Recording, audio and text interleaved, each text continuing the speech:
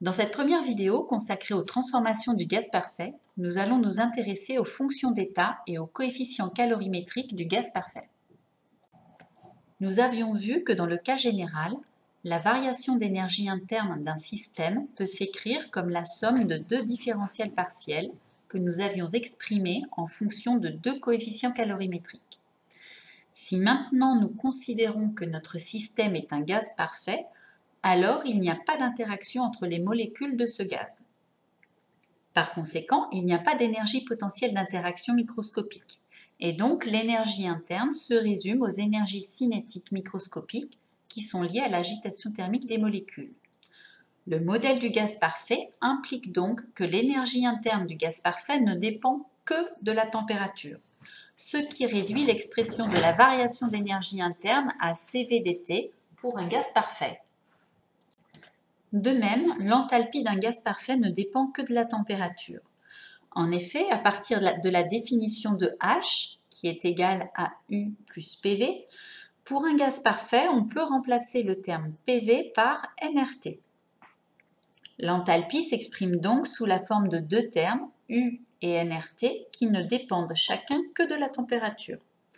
À partir de l'expression de l'enthalpie vue dans la partie A du chapitre, il vient donc que dH est égal à CPdt pour un gaz parfait. À partir des deux expressions de du et dH propres au gaz parfait, on obtient des expressions des deux coefficients calorimétriques L et H propres au gaz parfait. En effet, à partir de l'expression de du dans le cas général, le fait que U ne dépende que de la température pour un gaz parfait entraîne la nullité du terme L moins P que multiplie dV. Donc L est nécessairement égal à la pression. De même, à partir de l'expression de dH dans le cas général, la nullité du terme H plus V, le tout multiplié par dP, dans le cas du gaz parfait, implique que H est égal à moins V. Enfin, pour un gaz parfait, les capacités thermiques à volume constant et à pression constante sont liées par la relation de Meyer. Nous venons de voir que pour un gaz parfait, du est égal à CVdt et dH est égal à CPdt. De plus, par définition, comme H est égal à U plus PV, dH est égal à du plus d de PV. Dans cette définition appliquée au gaz parfait, on peut donc remplacer du par CVdt et d de PV par nR que multiplie dt, puisque nR est une constante.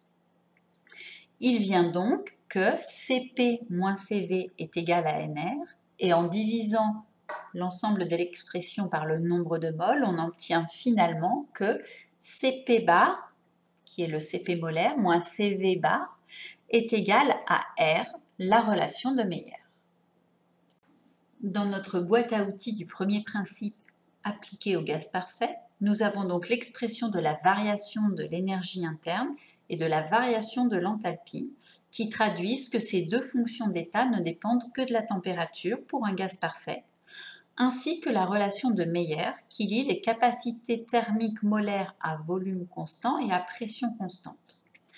J'ai également reporté la définition du coefficient gamma que nous avons vu dans la première partie du chapitre, en précisant ses valeurs pour les gaz mono et diatomiques.